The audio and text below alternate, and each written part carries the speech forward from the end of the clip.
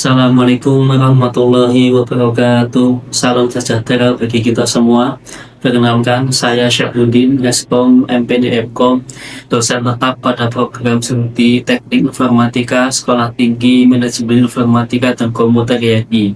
Dalam video ini, saya akan menyampaikan pernyataan diri dalam pelaksanaan Tridharma Perguruan Tinggi, khususnya pada bidang pengajaran sebagai bagian dari proses sertifikasi dosen tahun 2025. Mata kuliah yang saya ampu adalah konsep sistem informasi, sebuah mata kuliah wajib nasional dengan bobot 3 SKS yang diajarkan pada semester ganjil dan dilaksanakan dalam 16 pertemuan, termasuk ujian tengah semester UTS dan ujian akhir semester atau UAS. Mata kuliah ini bertujuan untuk memberikan pemahaman mendalam kepada mahasiswa tentang dasar-dasar sistem informasi, mulai dari definisi, fungsi, komponen-komponennya hingga siklus hidup pengembangannya. Mahasiswa juga akan belajar bagaimana sistem informasi dapat diterapkan dalam organisasi untuk mendukung proses bisnis dan pengambilan keputusan yang efektif. Dalam mata kuliah ini, mahasiswa diharapkan mencapai beberapa capaian pembelajaran lulusan, yaitu capaian 1, menguasai konsep teoritis sistem informasi, termasuk perangkat keras, perangkat lunak, jaringan, data, dan peranannya dalam mendukung organisasi. Yang kedua, capaian 2, mampu berpikir logis, etis, sistematis, dan inovatif dalam merancang dan mengembangkan sistem informasi. Yang ketiga, capaian 3, mampu berkomunikasi dan bekerja sama secara profesional dalam penyusunan laporan dan presentasi proyek. Yang keempat, capaian 4, mampu merancang sistem informasi sesuai kebutuhan organisasi, mempertimbangkan aspek teknis, etika, dan sosial. Adapun CPMK yang ditargetkan dalam mata kuliah ini meliputi CPMK 1, mahasiswa mampu menjelaskan definisi, komponen, fungsi, dan peran sistem informasi dalam organisasi. CPMK 2, mampu mengidentifikasi tahapan dalam siklus hidup pengembangan sistem SDLC. CPMK 3, mampu menjelaskan komponen-komponen SI seperti perangkat keras, lunak, jaringan, data, dan pengguna. CPMK 4, mampu merancang solusi sistem sesuai kebutuhan organisasi.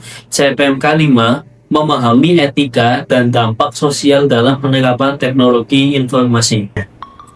Materi kuliah terdiri dari 14 topik, di antaranya yang pertama, konsep dasar sistem informasi, yang kedua, siklus hidup pengembangan sistem, yang ketiga, komponen sistem informasi, yang keempat, peran sistem informasi dalam organisasi, yang kelima, manajemen proyek sistem informasi, yang keenam, arsitektur sistem, yang ketujuh, keamanan dan analisis kebutuhan sistem, yang kedelapan, desain, implementasi, dan pemeliharaan sistem, yang kesembilan, sistem pendukung keputusan, yang kesepuluh, etika dan dampak sosial teknologi informasi.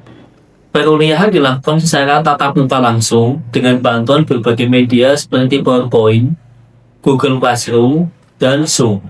Metode pembelajaran yang digunakan meliputi ceramah interaktif, diskusi kelompok, studi kasus, simulasi, pembelajaran berbasis proyek atau project based learning. Saya membangun suasana kelas yang komunikatif dan partisipatif.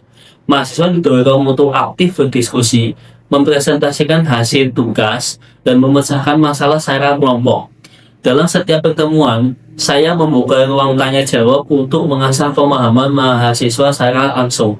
Penilaian dalam mata kuliah ini terdiri dari yang pertama mini project atau tugas akhir, persentasenya adalah 25%. Yang kedua adalah tugas mingguan dengan studi kasus 25%. Yang ketiga ujian tengah semester atau UTS 15%. Yang keempat ujian akhir semester atau UAS 25%. Dan yang terakhir adalah penilaian afektif, yaitu kehadiran, kedisiplinan, dan partisipasi sebesar 10%. Dengan sistem penilaian ini, saya memastikan bahwa seluruh aspek kognitif, psikomotorik, dan afektif mahasiswa dapat terukur dengan baik. Melalui pendekatan pembelajaran ini, saya berharap mahasiswa tidak hanya memahami teori sistem informasi, tetapi juga memiliki kemampuan dan etika dalam merancang serta mengelola sistem yang relevan dengan unit kerja dan kebutuhan masyarakat. Demikian pernyataan pengajaran saya. Selanjutnya, mari kita simak penjelasan materi pada bagian inti video ini. Wassalamualaikum warahmatullahi wabarakatuh. Assalamualaikum warahmatullahi wabarakatuh. Selamat pagi adik-adik semua. Kita kembali lagi ke dalam pertemuan kita yang kedua ya, yaitu tentang konsep sistem informasi. Jadi minggu lalu itu kita sudah membahas tentang EPS dan konsepnya, dan yang ini kita akan membahas tentang konsep sistem informasi. Kalau membahas tentang konsep sistem informasi, sebetulnya dia akan menjadi dua bab, ada sistem dan ada informasi. Tapi sebelum ke sana, saya akan membahas dulu yang mengenai definisi sistem informasi. Tentu kalau kita ngomongin tentang definisi itu banyak maksudnya. Satu kepala bisa menyebut yang namanya definisi A, yang kedua bisa definisi B, dan seterusnya. Tapi yang saya tampilkan di sini, definisi sistem informasi adalah suatu kombinasi dari teknologi informasi dan aktivitas orang yang menggunakan teknologi tersebut untuk beroperasi dalam suatu organisasi. Kalau kita pengen masuk organisasi apapun nanti kita kapan memastikan kita tidak mungkin dan hanya mengandalkan kita. Katakanlah saya bikin mau beli sesuatu, misalnya saya bisa menggunakan handphone, menggunakan apapun, itu adalah bagian dari sistem informasi. Dan menurut beberapa ahli, ada tiga yang saya masukkan ke dalam sini. Sebetulnya banyak, saya sebut tiga lah. Yang pertama adalah sistem informasi adalah sekumpulan prosedur organisasi yang pada saat eksekusi akan memberikan informasi untuk mendukung pengambilan keputusan dan pengendalian dalam organisasi. Contohnya banyak ya, kalau kita misalnya pembuatan semacam SIM gitu ya, sistem informasi manajemen misalnya, atau pembukuan keuangan, dan seterusnya, kita pasti membutuhkan ada yang namanya alatnya sebagai sistem dan kita sebagai objeknya. Lalu yang kedua adalah sistem informasi adalah sistem yang terdiri dari manusia, ada manusianya, ada alatnya, teknologi, media, prosedur, dan kontrol yang tujuan untuk mengumpulkan, mengolah, menyimpan, mengirimkan, atau menjadi informasi yang benar dalam pengambilan keputusan. Itu menurut si Raymond LCA itu ya. Lalu yang ketiga adalah sistem informasi adalah komponen yang saling berinteraksi untuk mengumpulkan, memproses, menyimpan, dan mendistribusikan informasi untuk mendukung pengambilan keputusan, koordinasi, analisis, dan visualisasi dalam organisasi. Ini maksud Laudon ya. Jadi ada dua nama di dalam hubungan bahas. Sistem informasi itu terdiri dari 5 komponen utama. Pasti ini ya. Yang pertama adalah perang keras. Teman-teman pasti tahu ya perang keras itu apa saja. Contoh mesinnya adalah komputernya, ada komputer, saya sendirinya adalah alat itu bisa input ataupun output. Yang kedua adalah kata guna atau software, yaitu aplikasi dan sistem operasi yang menjalankan sebuah proses. Yang ketiga adalah data. Data adalah fakta dan angka yang dikumpulkan dan diolah untuk menghasilkan informasi.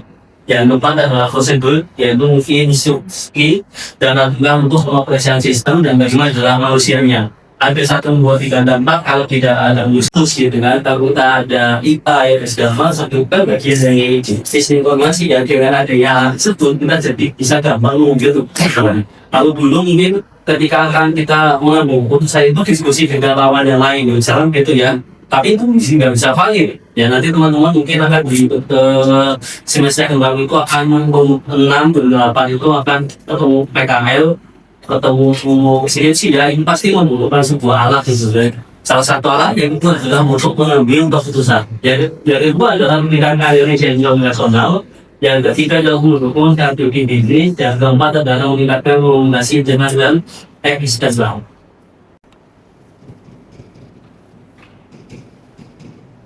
Jawab ini tadi sudah saya jelaskan, data itu apa, informasi itu apa kan, jadi agak bingung. Jadi data itu yang menjadi teks di pengirimnya. Data itu begini, sama sunyi, data di seperti ini. Jika dimasuk ke definisi informasi adalah data yang dianalisis sedemikian rupa sehingga dapat memberikan makna kepada yang memerlukannya. Jadi di kebalik awal data itu adalah simpulan mutlak. Ketika sudah dianalisis maka menjadi informasi, jadi bahan mantap. Jadi ya betul-betul sih soal ini.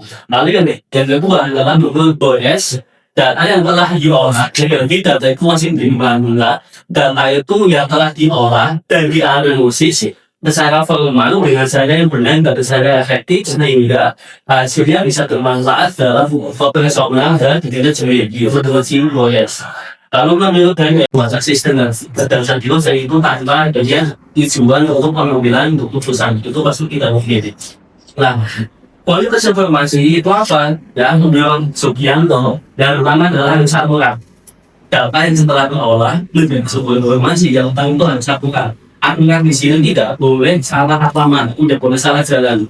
Bayangkan ya kalau saya misalnya punya paket, sebuah paket, alamat saya itu di Sulawesi tapi ini ambilnya ke Malang misalnya, mas itu kan tidak boleh. Apalagi ini adalah sebuah sistem, datanya harus oke, informasi kirim jadi informasi alamat juga sampai harus oke juga, ya. Lalu yang kedua adalah tepat waktu. Ini yang kadang ada beberapa noise ini. Contohnya itu ketika misal kita zooming atau gemit ya, saya bisa zooming dengan manajer misalnya posisinya dari Papua ya, saya ngomong 3 menit, 3 menit seketika ngomong, jangan sampai jadi 5 menit sudah itu kok 5 menit mungkin berlebih itu kan boleh, itu yang disebut dengan tepat waktu. Jadi apa yang saya bilang di detik ini juga bisa harus diterima keluar ya, jangan sampai misal miskomunikasi dan seterusnya. Tapi itu memang sering terjadi biasanya ketika musim ya, musim hujan misal atau wilayah sinyalnya hilang dan seterusnya. Lalu yang ketiga adalah relevan. Informasi tersebut mempunyai manfaat bagi pemakainya sesuai yang membutuhkan. Jangan sampai kita mengirimkan sebuah data atau informasi itu yang dikirim itu ya nggak ada gunanya, itu tidak boleh. Apalagi di sebuah sistem. Nah, ada beberapa siklus informasi, tahapan pengolahan data yang jadi informasi. Yang pertama adalah pengumpulan data. Yang kedua adalah kumpulan data itu apa?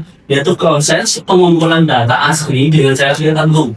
Bisa saya dari data transaksi yang terproses penyataan data dalam file. Jadi biasanya dilakukan ketika teman-teman nanti akan memproses membuat penelitian misalnya.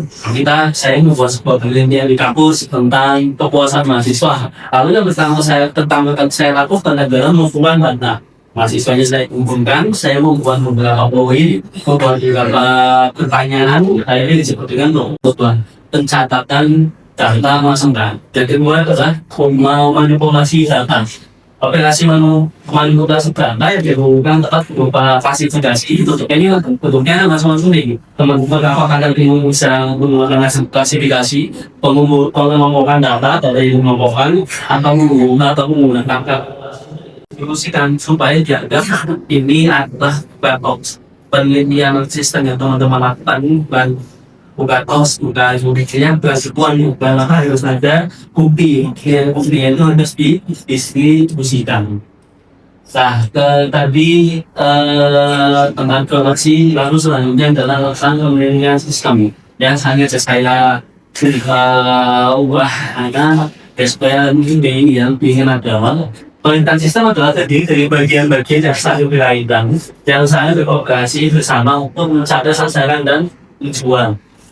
Karakteristik dari sistem itu yang pertama adalah compilation system, yang kedua adalah data sistem atau pemilih, yang ketiga adalah lingkungan sistem. Ada free sedikitnya ya. Ini yang keempat adalah pengumpul sistem interface, yang kelima adalah masukan sistem, yang keenam adalah pengeluaran sistem, dan ketujuh adalah pengolahan sistem, dan delapan sasaran sistem. Nah, ini ada komponen sistem. Yang pertama adalah input dan kedua adalah proses, yang ketiga adalah output. Contoh paling gampang itu apa ya? Contoh paling gampang itu teman-teman mahasiswa nih, input ini. Input ini gampangnya begini. Teman-teman kan awalnya adalah anak SMA atau SMK kan, begitu masuk ke dalam kampus mau mendapatkan ilmu itu namanya input. Setelah input jadi mahasiswa. Di dalam prosesnya teman-teman itu akan dididik dari semester 1 sampai 6. Sampai nanti mereka aja sampai 8. Jadi diproses segala macam gitu kan, dididik, mendapatkan budaya ekspor dan seterusnya. Setelah itu ada yang namanya workflow. Output itu hasilnya. Kalau contoh di sini ya teman-teman, itu outputnya itu akan jadi apa? Apakah nanti menjadi PNS atau BUMN atau pengusaha dan seterusnya.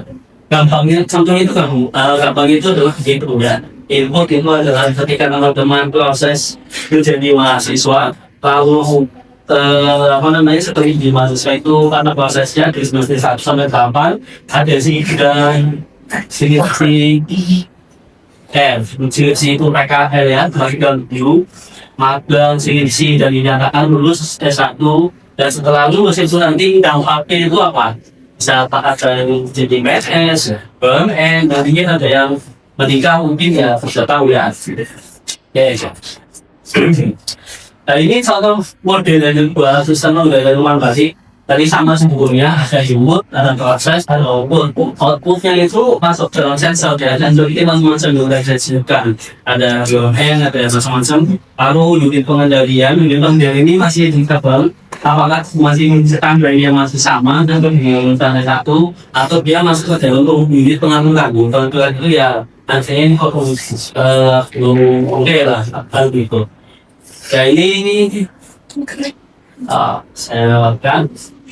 Ya, ada 3 kegiatan utama di sistem pemrograman. Pertama adalah menerima data masukan, yang kedua adalah proses pengolahan data, dan ketiga adalah menghasilkan informasi atau keuangan. Ini sih berlaku untuk informasi manual maupun berbasis komputer, jadi sama saja ya. Kalau mau atau keuangan manual, begitu tentu sama saja sebetulnya hasilnya. Oke, jadi kesimpulan dari ini adalah lebih masuk sini dalam kumpulan elemen yang saling berhubungan satu sama lain, yang membentuk satu kesatuan untuk mengintegrasikan data, memproses dan menyimpan serta mendistribusikan informasi. Nah ini adalah beberapa komponennya dari sistem informasi.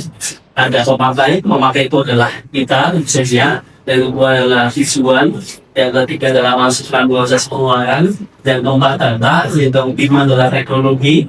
Teknologi itu sudah nyawa ya, ada saya dan ada softwarenya. Soalnya ada softwarenya. Dan yang adalah model yang kedua adalah pengendali. Dan ini adalah gambaran komunikasi dengan pendekatan sistem.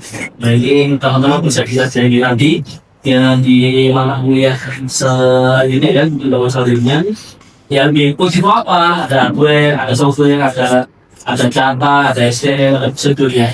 Lalu diproses, bisa melakukan pencatatan, registrasi, penyusunan, ringkasan, kalkulasi, penyimpanan, pengambilan, melakukan penukaran, dan hasil outputnya adalah sebuah informasi. Baik, teman-teman, menurut saya cukup materi pertemuan kali ini. Sebelum saya sampaikan terima kasih. Wassalamualaikum warahmatullahi wabarakatuh. Demikian serangkaian pernyataan dari dosen dalam ujuk kerja di Dharma Perguruan Tinggi bidang pelajaran sebagai bagian dari proses sertifikasi dosen tahun 2025. Terima kasih. Wassalamualaikum warahmatullahi wabarakatuh.